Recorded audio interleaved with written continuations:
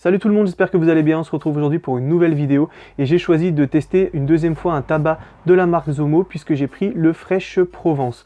Pourquoi celui-ci? Tout simplement un abonné m'a dit que c'était plutôt cool que je teste cette marque puisqu'il y en avait très peu en français et il m'avait parlé du Fresh Provence, donc voilà, ton vœu est exaucé.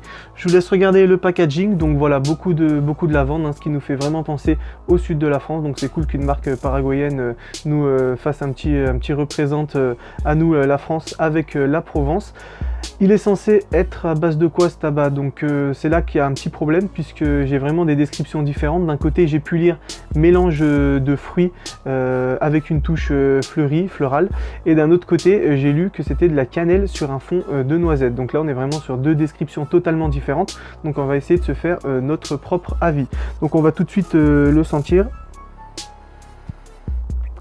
Pas besoin de le sentir 50 fois, je pense qu'on s'oriente plutôt sur quelque chose de cannelle avec noisette, puisque là je ressens vraiment cet effet noix noisette.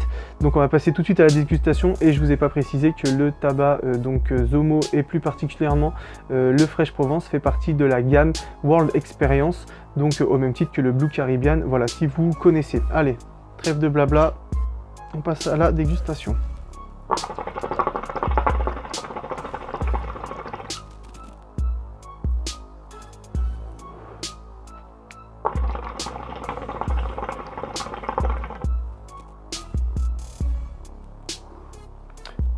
Pour moi, confirmation de la description numéro 2 que je vous ai donnée, c'est plutôt cannelle sur un fond de noisette. On sent tout de suite cette noix noisette en bouche. C'est assez surprenant puisque c'est vrai que c'est des tabacs, des saveurs qu'on n'a pas l'habitude de trouver dans des tabacs, surtout moi qui teste de la Dahlia où on est plutôt sur des fruits. Donc là, ça fait un petit peu bizarre. Et en bouche, il reste, je dirais, un effet un petit peu alors de fraîcheur. Oui, je pense que c'est dû à la cannelle puisqu'il n'est pas censé, j'ai lu nulle part qu'il y avait à l'intérieur de la menthe, donc ça doit être cet effet un petit peu de cannelle. À la description, on se croirait plus dans Top Chef que vraiment un test de tabac.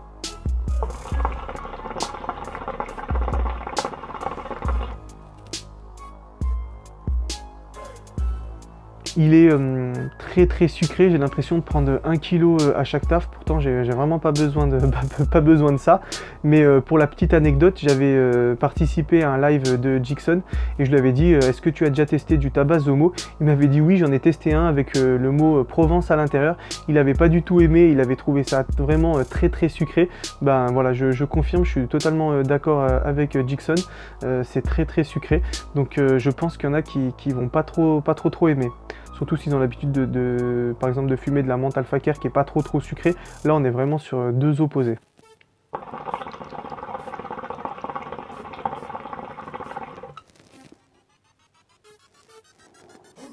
Pour en revenir à la noisette, à la noix et plus particulièrement à la cannelle, c'est vrai que c'est des choses qu'on mange dans des plats, donc ça me fait penser surtout à un plat marocain sefa où au-dessus ils mettent du sucre poudre et de la cannelle. Donc voilà, la cannelle on a vraiment plus l'habitude de la manger que de la fumer. Alors maintenant il y a quand même pas mal de variantes avec de la cannelle comme chewing gum, gomme cannelle, menthe cannelle chez Adalia. Donc voilà, c'est quelque chose qui vient un petit peu se mettre dans différentes gammes de goût, mais c'est vrai que c'est des choses qu'on n'a pas l'habitude. Moi personnellement je kiffe pas tellement. Est-ce que j'en rachèterai 1 kg? La réponse est non. Il me reste un petit peu dans l'assiette là, je pense que je vais peut-être le finir, je vais pas le jeter pour mixer par exemple avec de la menthe ou peut-être un petit peu de citron. Moi je mixe tout avec du citron, vous avez vu, mais c'est vrai que rajouter une petite touche soit de fraîcheur avec de la menthe ou plutôt même du menthol, je sais pas trop encore lequel, pas un Alpha Care menthe, à part si vous voulez vraiment quelque chose de dur, mais plutôt un petit menthol, style un strong menthol chez Adalia, ça pourrait faire le taf, ou peut-être un petit citron aussi pour mettre quelque chose d'un petit peu plus doux. Après c'est vous les rois des mélanges, moi je suis pas trop une star là-dedans.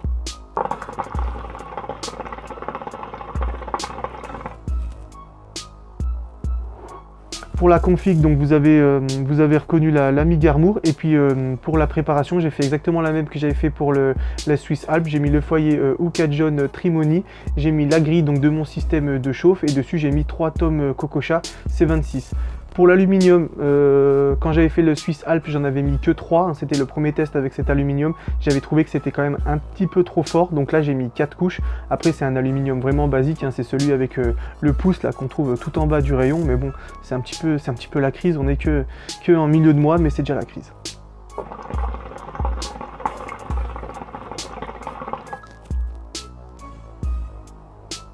Donc voilà, pour faire un petit peu les points positifs et négatifs du tabac.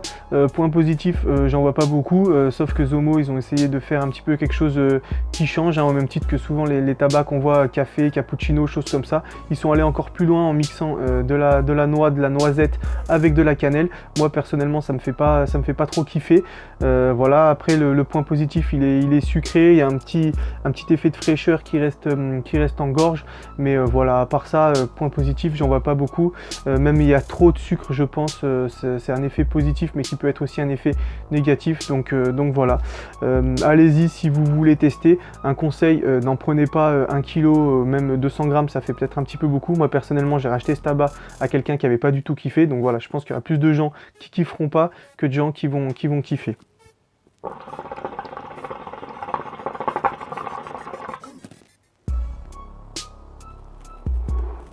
Allez, on va passer tout de suite au verdict.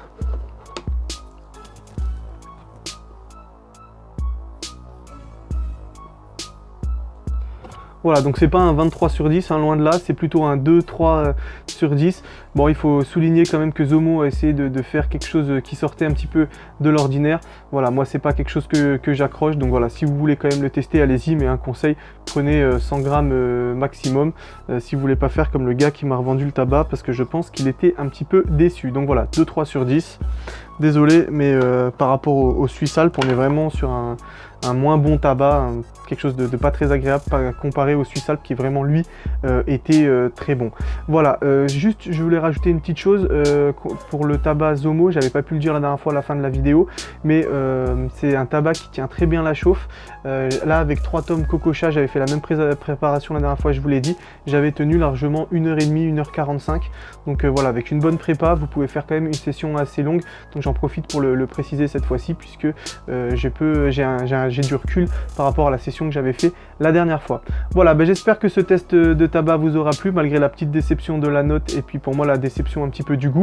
N'hésitez pas à laisser des petites chichas bleues, ça fait toujours plaisir, à laisser des commentaires, hein, je réponds toujours, puis vous voyez, un abonné m'a proposé quelque chose, de tester le Fresh Provence, voilà, je l'ai fait pour qu'il y ait une petite interaction entre nous.